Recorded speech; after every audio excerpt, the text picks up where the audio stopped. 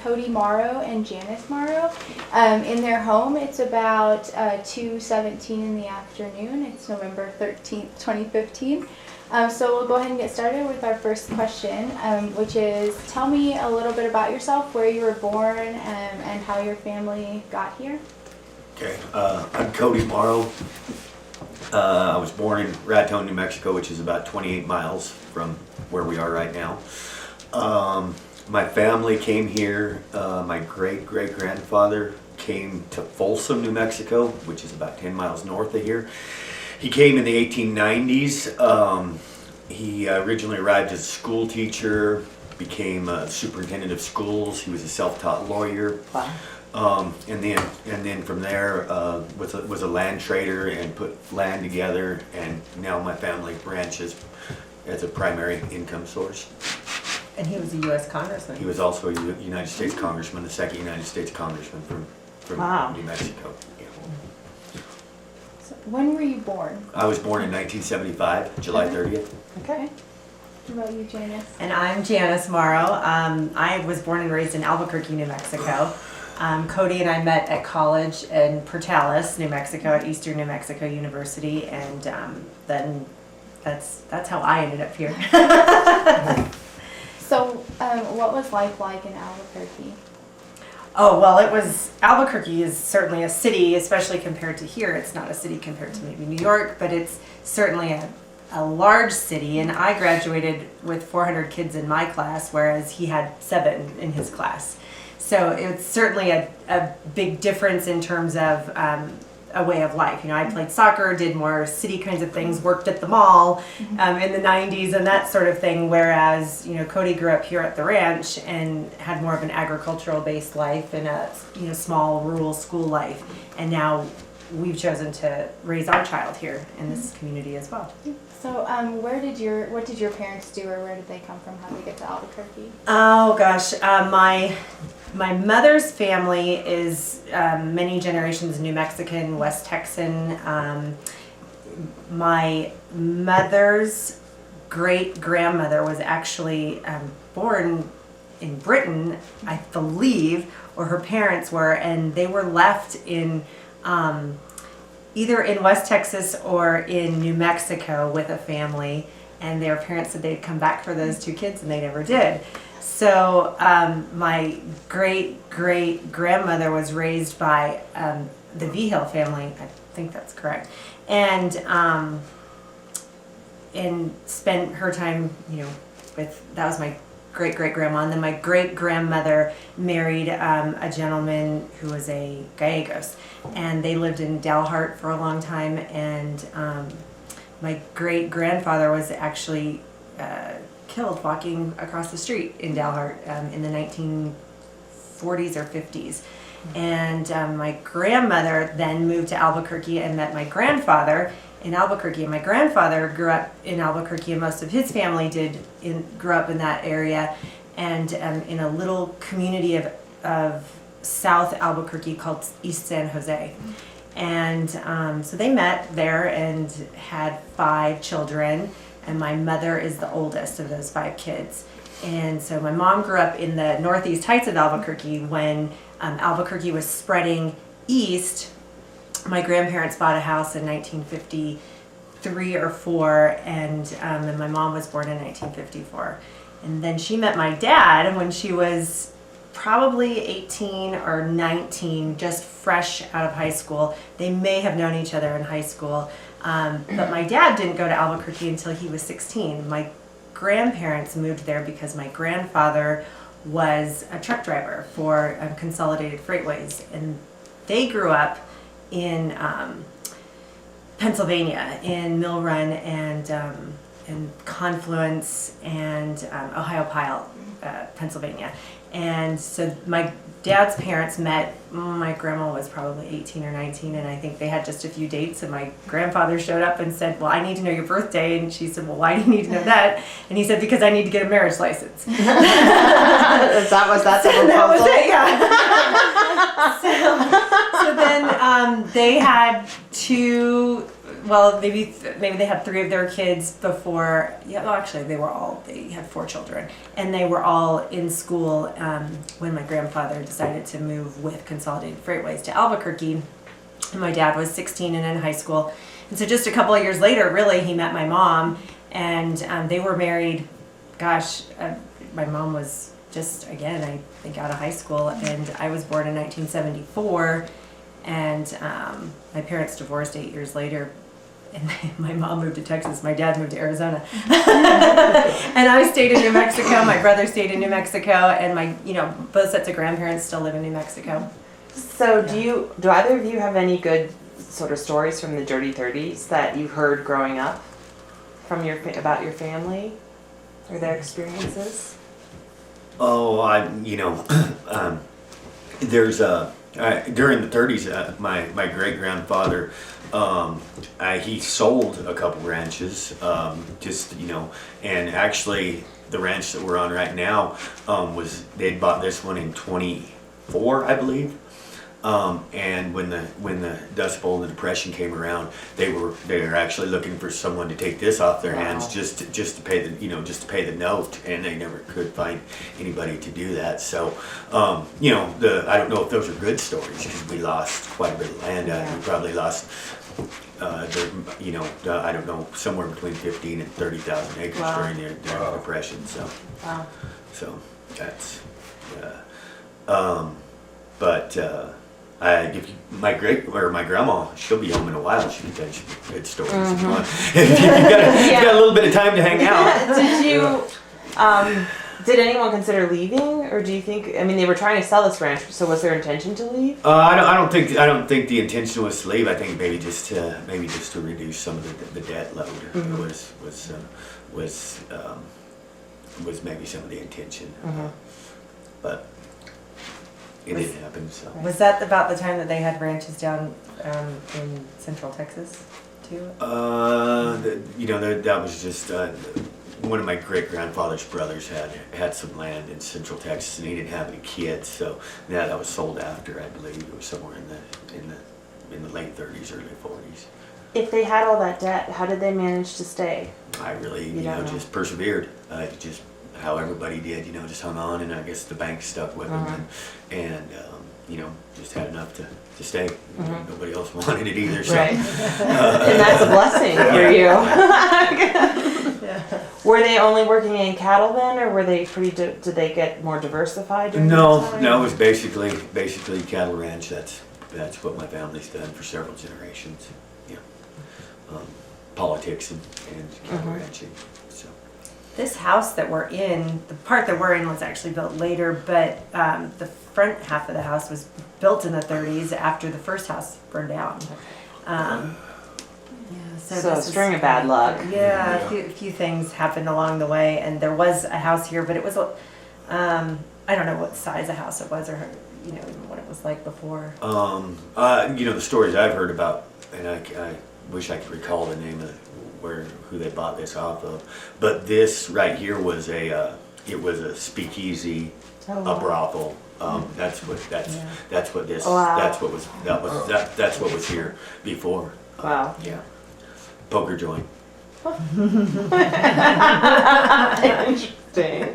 Any whiskey stills around here? I've never found any, but it could have been.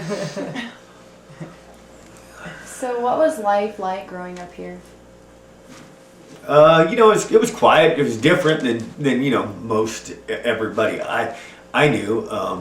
Even though a lot of my friends lived on ranches, and we've always done things just a little bit different. We still work with horses and cattle, and we're cowboys. I don't know, from the time as long as I can remember.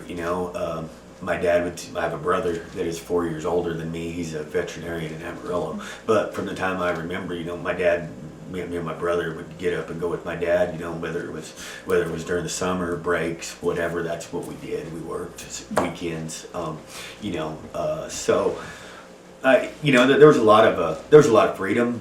My dad, he's a daylight till dawn type of guy, or daylight till dark type of guys. Sometimes they kick around the clock. And my mom was an employee at the National Park Service, which is really convenient right there. She worked there, so my brother and I would get on the bus at 7 in the morning, and we'd get off the bus at 4 in the afternoon, and then we had things to do. We had chores and things to do here, but it's what I've known my whole life, I guess. Now, would you say ranching? What was your main source of income? Was it ranching, or was it outside sources such as the politics or the ranching? But the other things, my grandfather was a politician for 22 years. He's a state senator for 22 years, and state senators in New Mexico, they don't at that time, I don't even think they got a salary.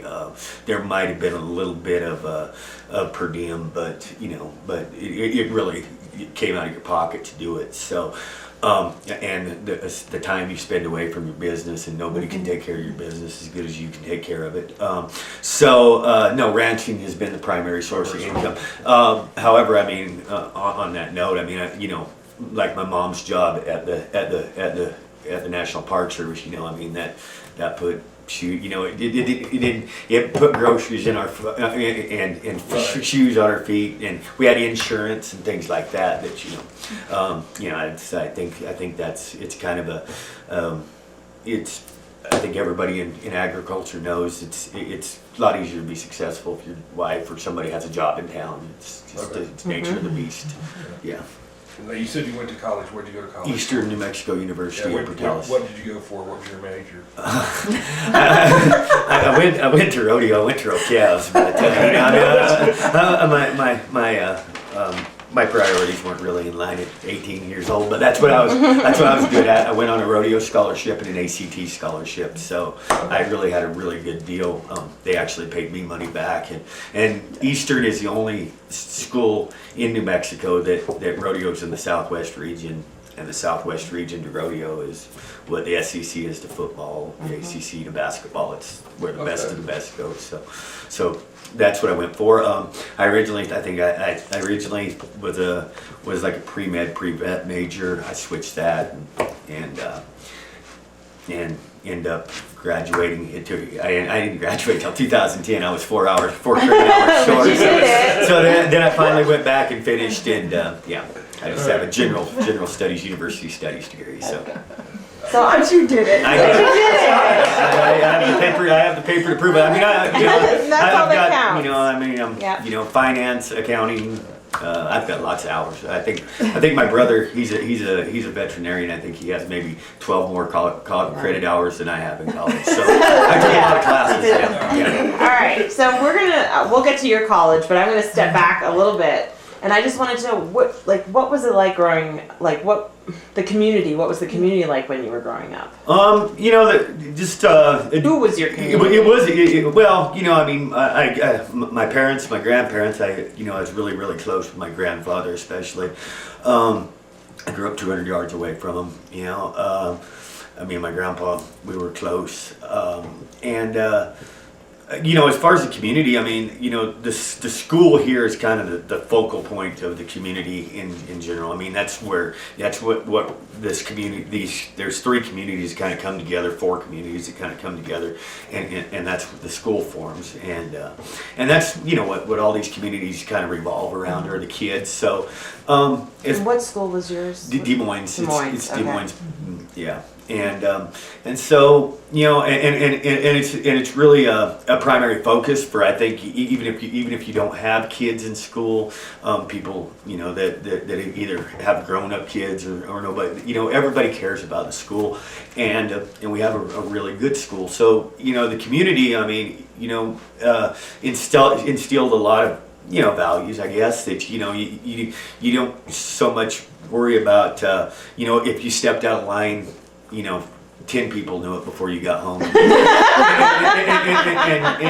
and your parents knew it before you walked in the front door. So that was the kind of community, maybe in a way everybody knows everybody's business, but in a way it's not so bad either. Yeah. So So, going back, we were talking about ranching, and you were talking about chores. What kind of chores did you do, or what were you and your brother responsible for? There's always cattle in the corrals here. Whether it's calves that aren't doing well out in the pasture, and we showed animals growing up. We had show steers, and we've got horses, and there's just always something to feed around here.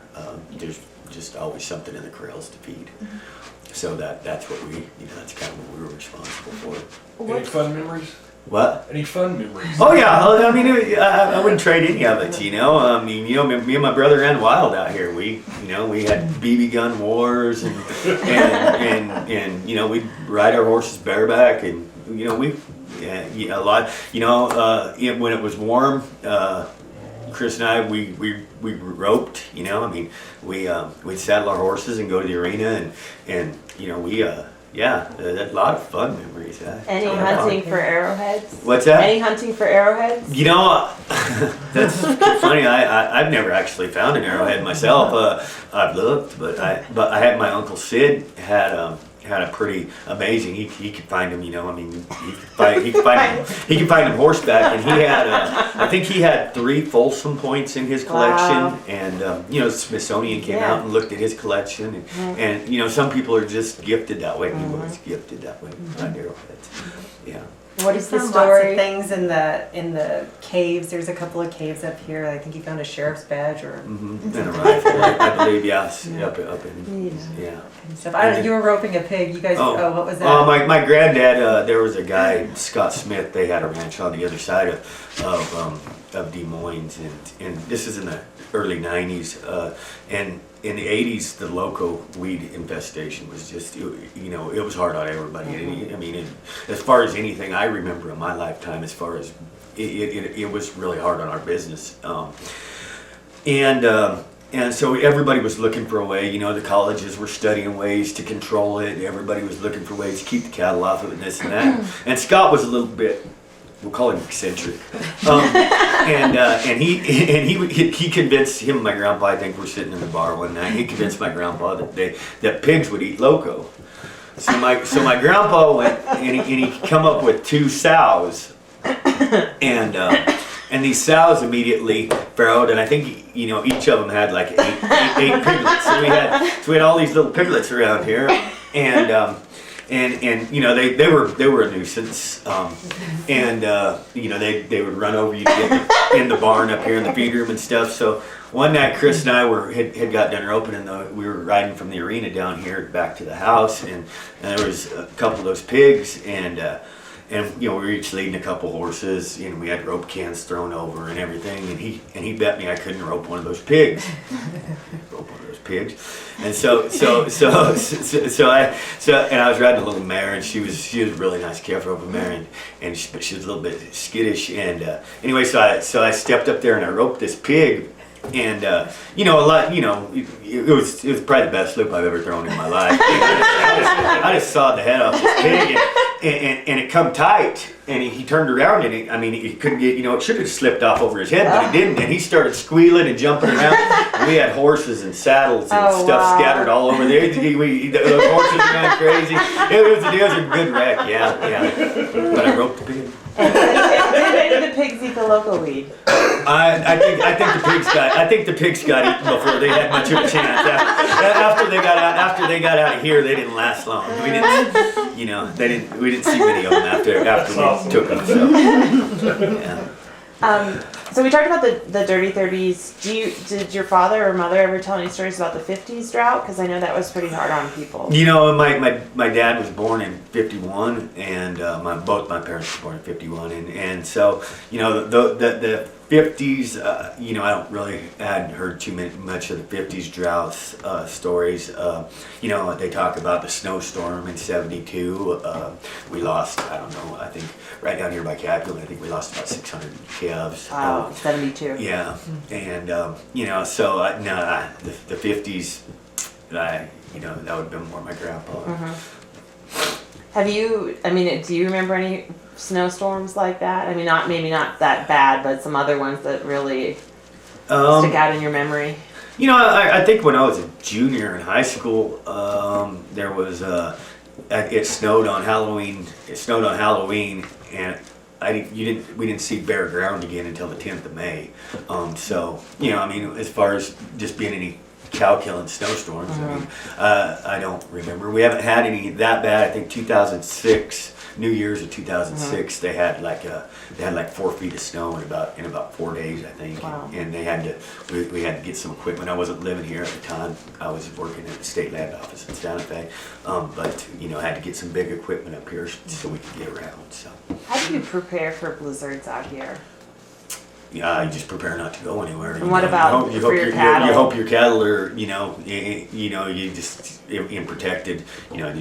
Just natural protection, just breaks and canyons and trees, and most of the time they do pretty well. So. Janice, you being someone from the city, is it different for you? Like, do you prepare for it, or did you learn anything about preparing for those kinds of things? Cody's mother told me, you need to have your freezer stocked, and that she always has a really stocked freezer. She has 3 freezers stocked all the time. And even for us, when we first came, I just thought, well, it's just the 2 of us and a small child. I mean, what all can we eat, and how long can it be before we can go to town again? And so we really haven't had a major experience like that, but I do tend to stock a lot more food than I could ever possibly think that we would need in a short amount of time, or through the winter. So we're just fortunate. It's different now that we can go to town once or twice or 3 times a week if we want to, and sometimes we do, which is not really how it was necessarily even for your parents. I know Jill, with her working right here across the road from the house and from the ranch, she went to town once a week maybe and did grocery shopping that way. But where like Clayton would be the town you go to, or Raton. Okay. So it just depends. Raton's a little closer. It used to have a little bit more to offer. Anymore, not so much. Yeah, and we're just fortunate in these days we have a 4-lane highway now that they didn't have until, I don't know, 10 or 12 years ago. So it's just a different experience now than it was really when Cody was growing up or when his dad was growing up here. So I can't say it's really that hard and tough and that sort of thing, but we certainly prepared differently. It's not like when I lived in the city, if you needed something, you just went to the grocery store and got the one ingredient that you needed. Here, if you run out of milk, well, you find something else that might substitute. But we used to live. We had another ranch that we leased for about 30 years south of the road, south of Catlin there, and we lived there. And I don't know, it's about 2 years after we moved there, the electricity went out, and you'll have that sometimes. It'll knock the electricity out, and I think it was out for 4 or 5 days that time. Yeah. And our daughter at that time was having some asthma, some breathing problems, so she was doing a lot of breathing treatments. And so anyway, during that spell, we actually all consolidated to my parents' house and ran a generator, and that's how we got through that. So It was we had the generator to help, and the EMT folks were very helpful. They sent over an oxygen tank. I'd forgotten about that. I mean, just because people are so helpful here, if you have something like that comes up, somebody's got something you can use and need for an emergency. Yeah. But the roads often get closed, even with the 4 lanes now. It'll close between Little Grandy over there, about 10 miles east of Des Moines, and 19 Mile Hill, which is about 8 miles west of Catlin. When the road closes, it will always close somewhere in there. And a lot of times it might be right in the high spot, right at between Des Moines and Catlin, right there. That's there's always there's a few places it drifts, and it always has. So. These days, what tends to happen when there are storms that cause the roads to close, that people have GPS. Right. So they look for alternate routes. And there are alternate routes on GPS, but they are not safe alternate routes. They're not passable at all. And some friends of ours who live, I don't know, 30 19 miles northeast of Des Moines. Northeast of Des Moines, they actually had to go out and help some families. They had some, I don't know, did he walk? Did that family walk I to believe their one house? guy Wow. did, yeah. Yeah. That got stuck, yeah. And just they were the next house that they could Yeah. find, and And the only house out there for a little ways. They're very lucky. They were, Yeah. and they're lucky. They have a bunkhouse. They had an extra. They had plenty of room, and they ended up, I think, with 2 families or 3 families Wow. in their house that weekend or couple of days, just because these, everybody uses their GPS, and they got stuck. So you mentioned the time before you guys moved here. What were you doing before you moved back here? I was actually an assistant commissioner for the New Mexico State Land Office in Santa Fe. It was an appointed position. I worked for Commissioner Lyons, Pat Lyons, and He was the youngest ever appointed I was- commissioner I was, to have a position like I that. was yeah, and so I worked for Pat for 4 years, and then saw him through re-election, and then I moved on. So we need to step back a little bit and talk about you and how you two met. Well, I went to college in Portales, not on a rodeo scholarship, and actually had no interest in, I didn't even really understand the agriculture community. ENMU also has a really great broadcasting program. So I chose to go there because I was taking Katie Couric's job. I was on You could my do it, way. too. I wanted that job. So it was an in-state school that offered a really good program, and they really touted, that most kids have a job when they leave college, and so they also had a hands-on program. They did the news every night for 5 nights a week during the school year. So you could be an anchor, you could be a reporter, you could do the weather, you could do the sports while you were in college and really get a lot of experience. So that's why I went to school in Portales, and that was my goal. And we had similar friends, but we really didn't cross paths for a couple of years, I would say. And there are only 4,000 students at that school. I mean, it's not a big school. And I don't think I had ever gone to a rodeo, and I know I hadn't ever gone to a rodeo, until I met him, and then we had a class together, and we really literally sat this far apart for a semester, but didn't really even look at each other. And then the next summer, I stayed in Portales to work, and I worked in the PR office for the university. And then I walked in one day, and there was Cody sitting there, and I knew I recognized him. I knew who he was, but I didn't really know him, So I said, "Oh, what are you doing here?" And he had been here for part of the summer, and I don't know, was this after 4th of July? No, it was Before. I moved because you were just here for a couple of weeks, and then I went back. Yeah, so he came back to Portales pretty fast, I guess, for the summer, and then he disappeared around 4th of July. And so I asked my boss, where's that Cody go? Is he coming back? And he said, well, he's rodeoing. I said, he's what? Because he didn't walk around with a cowboy hat on and cowboy boots. Right. I had no idea. So then he came back, and we started. College kids all look pretty similar. Yeah. Disheveled, scruffy, Yeah, and so it took until the fall till that we started dating, really. That's the fast version of that. And then we just dated all through the rest of college, and then I got a job as a reporter in Lubbock, and I moved to Lubbock in 1997 in July, and I did that for exactly 1 year, and I hated it. There is nothing worse than being a reporter in a small market. Because every time that road was closed, every time there was a storm of some kind or a meth lab bust, guess who was out doing the story? It was me. And he was still kind of in college. He was enrolled at that point, still in Portales, and so I stayed in Lubbock for just a year, almost exactly to the day, and I moved back to Albuquerque and moved in with my parents, and got a job doing PR for a private school in Albuquerque, and did that for a year and a half, and wanted to move up and do something more with my career, and so I took a management job in a nonprofit and did that for another year or so. But while I was at the private school, there was a kid who had graduated from that school, and his name was Nota Begay, and he is the first Native American golfer on the Pro Tour. So this was just when he got on the Pro Tour that I happened to work there at the school, and he came back to school and gave a little speech and donated his golf clubs to the little museum or whatever there.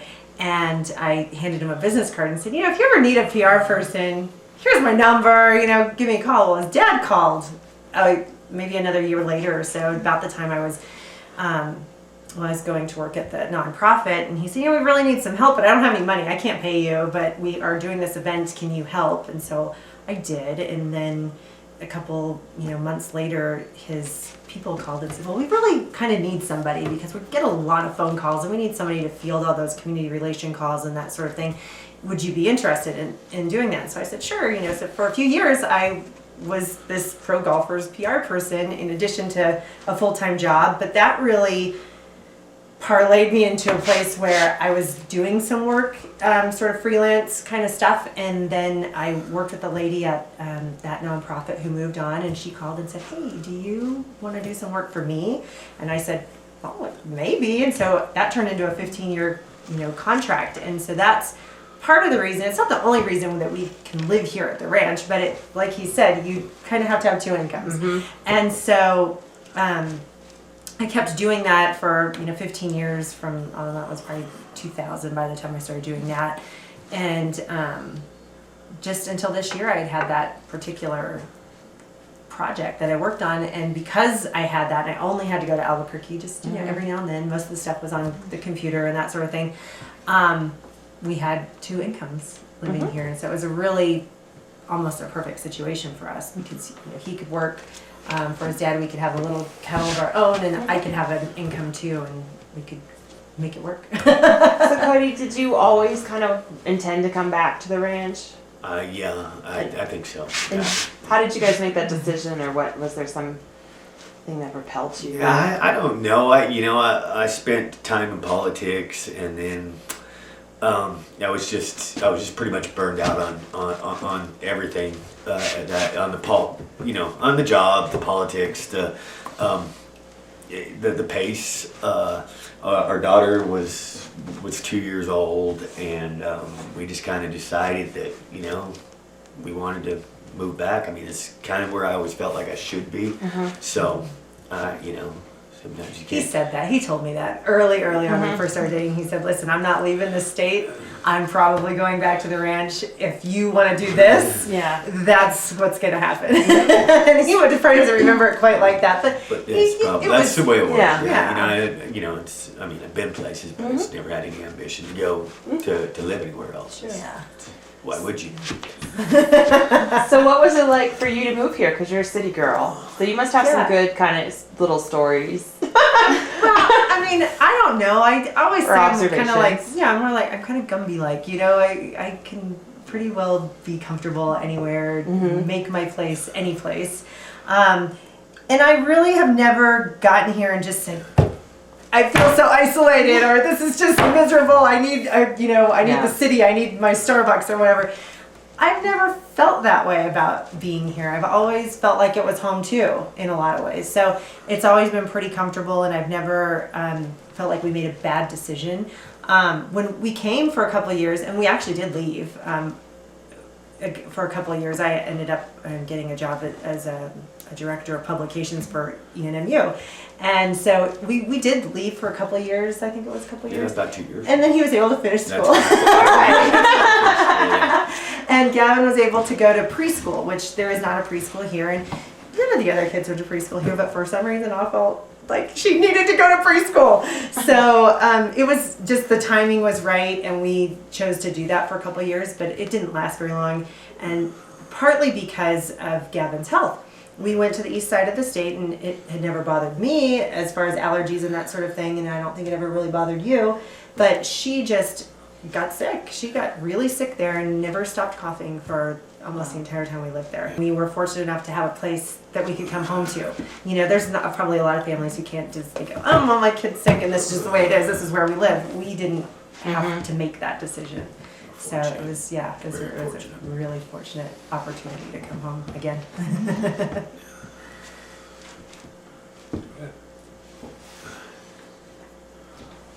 Kim, do you have any questions? Okay, I'll ask another one.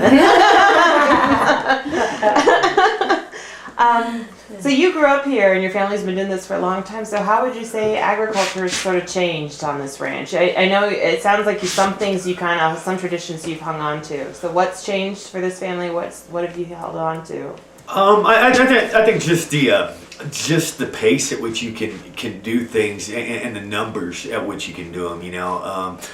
There was a time when 200 cows was a lot of cows. I mean, they tell stories about feeding with a team in a wagon here. There's a trail right down here that we actually just a few years ago had a dozer come through. It was always just a wagon trail that they used to feed with a team in a wagon. So, and they talk about teams running off and things like that. And now, the machinery, the trucks, the trailers, I remember when I was a kid, 4 or 5 guys in a single cab truck. 'Cause we have another ranch. It's almost exactly 2 hours from here to there. It's south of Roy. And you have to go up a big incline called Burrow Hill on the way home, and those old gas trucks would always overheat coming up that hill. You work all day, you leave here at 3 o'clock in the morning, get down there at 5:30, work all day, leave there at 7 at night, and then have a truck overheat on the way home. Makes for really long days. Yeah. Now with the diesel motors, I would say, I would almost say that the diesel motors in the early 90s changed things as much as anything, because we lease a lot of land as well, and the ability that and the big that we have, we can pull the kind of loads we can. We don't run semis. We'll hire semis when we need them, but we don't run semis. The machinery and I think it would have been unheard of. I remember when I was a kid, we would stack cake in cake barns, sacks of cake, 100-pound sacks, cottonseed cake in cake barns, and then you move to bulk bins and feeders.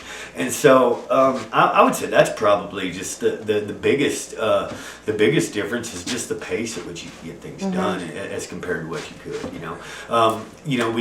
we still do things horseback, just because that's what works for us.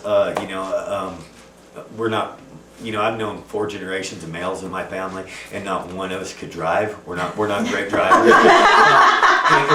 We're not great with machinery. We tear stuff up. We are pretty good with horses and cattle, though. And the terrain, the country here kind of dictates. It's not really set up for anything other than that. So, How many acres are you running as far as overall ranching, cattle, and everything? Right now a little over 100,000. Okay. Between 100 and So you got a pretty big spread there. Yeah, I guess. That's but a lot of that is leased land. We own part of it. So. Okay. How did this last drought affect your family?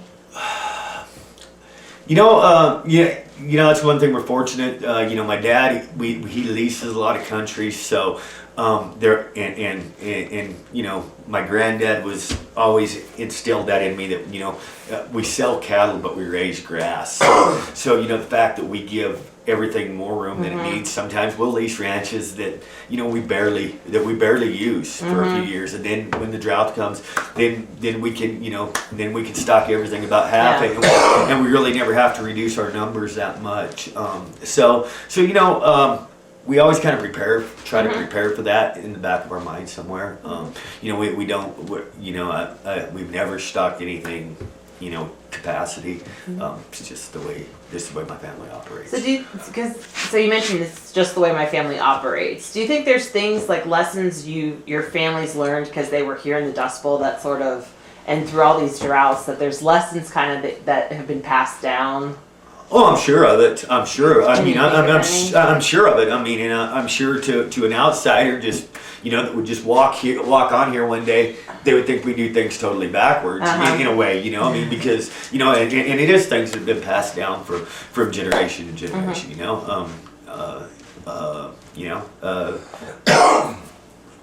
We yell a lot. we yell at each other a lot. You know, that's probably something a lot of families don't do, but we do it. So we're probably maybe gotten a little better at it, but sometimes we just need to yell at each other, and that's what happens. So, but no, you know, I'm proud of it. I'm proud of who I am and where I came from. So, no, I would say yes. There's a lot of those. Just, you know, you do things because this is the way we do them. Because that's what I said to do. You know, so Yeah. So how do you prepare for a drought or adapt to a drought? I don't know how you prepare for it. I mean, I guess I mean, you know, you're always thinking it's gonna rain. You know, I don't know that you prepare for it, but like I said, you just try to leave yourself as much grass as you can. You know, a lot of problems sometimes in this part of the country. A lot of people depend on tank water, you know, pond water to water, and so a lot of times, you know, you'll have plenty of grass. It's that you don't have the tank water to, you know, because it's not, you know, it's there's not a lot of wells in some places like Johnson Mesa. In most years, you don't have a problem with that. But then there was a few years in the last drought that I remember that we did, and you know, as far as preparing for that, we had a pond built that's probably 30 feet deep. If that one ever goes dry, you know, it's going to be a hell of a drought. So, you know, we'll always have water there now. So that's, I guess, those are little things. We drilled a well up there. Don't use it, but you know. Those are the little things you try to do, because I think a lot of times during drought, that's you run out of water before you run out of grass. It's been my experience. So since you grew up here and your father grew up here and your grandfather was here, do you hear stories of like changes, like things in the landscape have changed, like the vegetation's different, or this used to be a swimming hole, or Sure. or the animals were different? I mean, even in your lifetime. Yeah, sure. I mean, I can take you up front and show you a picture of the house, and you can look back towards Capulan, and the cedars, the cedars are encroaching, and I don't know what you do about it. You know, that's a problem we have is the way the cedars are encroaching on everything. I mean, you can definitely see the difference in the landscape as far as where the trees are.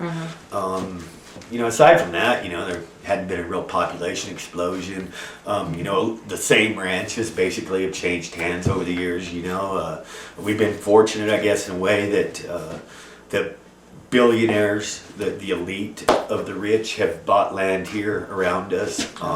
You know, the TO that borders on the west side, and then a ranch south, the one we used to live on, actually. You know, so we don't have a lot of people moving in, want to subdivide and make 100-acre ranchettes and things like that. So the ranches have pretty much stayed together. But basically, like I said, the same ranches always change hands.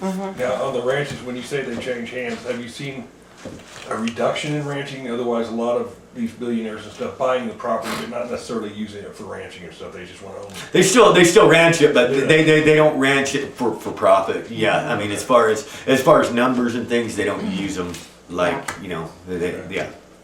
Right. Now, as far as the wildlife goes, I've seen all them deer out here. Yeah. Whenever types of drought or even bad snowstorms, do you guys kind of take care of the local wildlife to keep it in here, or? Oh, you know, you hope, like those deer, you hope they stay here because right around the volcano here is state trust land and National Park Service land, but state land, and you know, anybody with $50 in it and a driver's license can go get themselves a deer tag during deer season, and all year round, you know, you got 60,000 people that drive up to the parks, and they drive by and take pictures of the deer, and then hunting season comes out and somebody jumps out with a gun and shoots them. So you know, it's really not fair. No, you know, we do what we can. I mean, you know. I didn't know if you put out feed for them or whatever. We don't have to. I mean, you know, the grass here, hay, you know. Eat my flowers. Yeah. So we don't have to. You know, the turkeys used to come in the corrals and eat with the horses a lot. And me and my brother would trap one every once in a while in a stall and try to pin him down, but they're pretty tough once they get their wings spread out on you. So yeah. So what would you say makes this community special? And I want both of you to answer because you moved here from before, so. It's a really, again, it's a fortunate situation here. And this is my opinion coming from the city, where you're one in a million. You don't see your neighbors at the grocery store. You don't see your kids' families in the restaurants and that sort of thing. And that's one thing that I actually really do appreciate about the community as a whole, is that everywhere you go, you kind of know people, and I've gotten to know them over the last few years. We were just in the dollar store today, and there's a girl who works at the dollar store who went to school out here, and Cody didn't recognize her, but I recognized her, and so then I heard myself say to her, "Well, how's your mom?" Oh my gosh, I'm turning into my mother-in-law. Because you just start to know people, and you start to know their parents and or their kids or whatever. She has twins, and so I asked, "Well, how are your little babies doing?" They're already 5 years old, and it's just a neat conversation that you don't have just walking into Target in the city.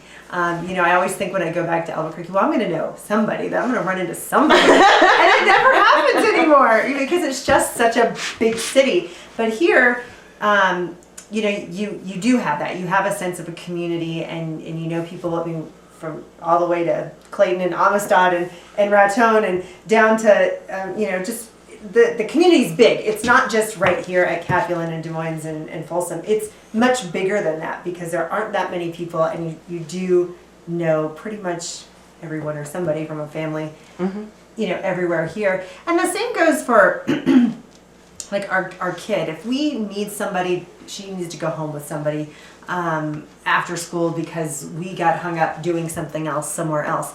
It is so easy to pick up the phone and say, can Gavin go home with you today? And yes, it's a 20-mile drive or something. Our neighbor down the road is 20 miles away to go pick her up again. But everybody helps everybody in that way. And the same goes for the other kids. If another family gets hung up and they need to send their kid with us, they do. So it's a neat experience. It's just not something I remember growing up with in Albuquerque. I mean, I don't even remember. We were latchkey kids. We got off the bus and let ourselves into the house with our key and lock the door and don't answer the phone, and don't answer the door to anyone. And, here it's just a different experience. How about you? Oh, I think there's just maybe tradition, value,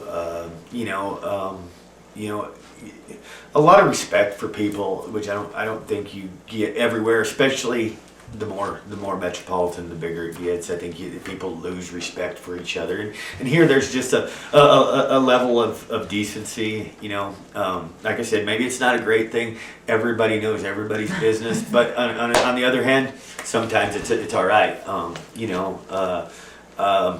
Like I've been ill for the last few weeks, and we had to go to the veterinarian in Raton today, and his daughter is roughly my age, and she actually had some health problems as well. And I said, how'd you get over it? She said, well, my friends, they prayed for me. She said, can I pray for you? Well, certainly, if it makes me feel good. And so you get that. You get that, and I don't think you get that everywhere. So, people care about each other, and whether they're best friends or not. I've got my friends, a handful of friends that I care about, they care about me, but beyond that, everybody has a sense of community for each other.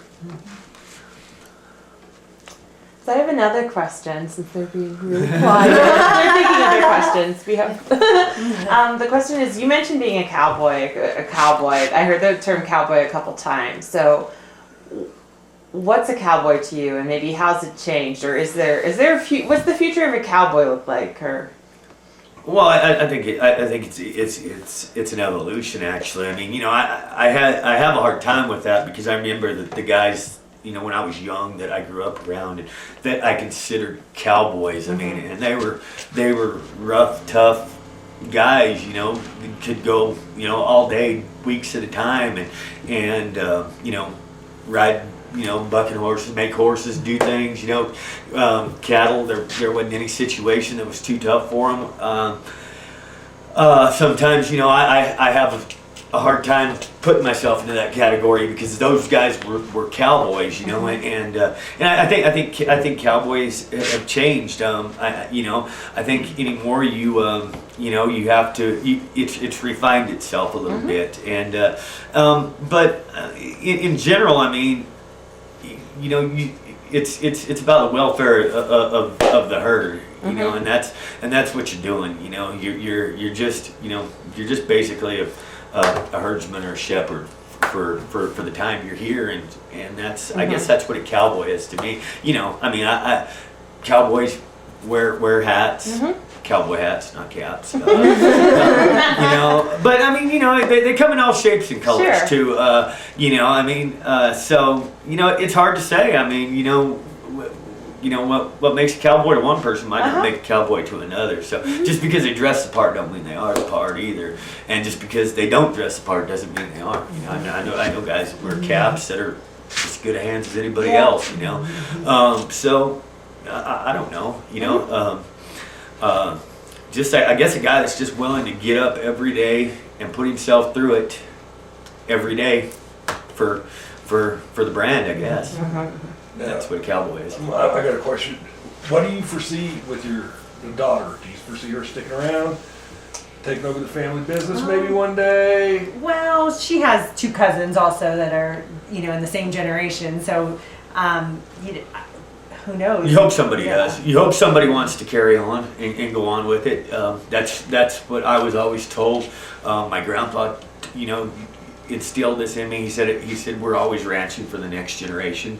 So as nice as it is that I can live here and do what I do, it's you hope that this is 50 years from now there's still a Morrow of some sort here, doing this, and I mean that whether it's her or my niece and nephew, or all 3 of them. Yeah. Has she shown any interest? Does she get out there to ride? She does. I saw She her does. at the county fair this year. Yeah. She does. She's just getting old enough to really, I think, I've taken a little easier approach with her than my dad took with me and my brother. But, because, I mean, like I said, but when we were young, we were doing the work of men, and I just don't know that everybody can take that.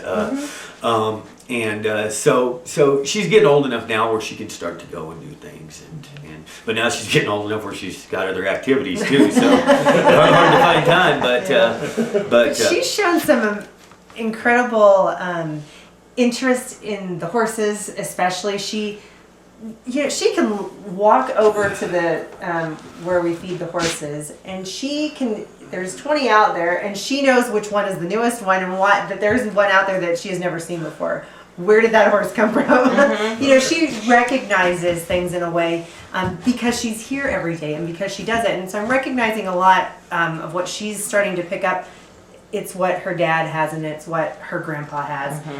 Whereas me, not having grown up around it, I really have to train myself to know that horse is this horse and this is why it looks different. They just know. They just look at them and they just know. So is that a cowboy? I don't know. That's working on one. Yeah. So or cowgirl in her case, so it's interesting. It's interesting, and we hope that she'll be interested in it. But what she'll choose to do, we don't know. Yeah. So beyond your family, what do you think the future of ranching looks like in this region? It's changed a lot in my lifetime. A lot of the smaller, the family ranches are changing. I think the people that are willing to stay here and make it their life.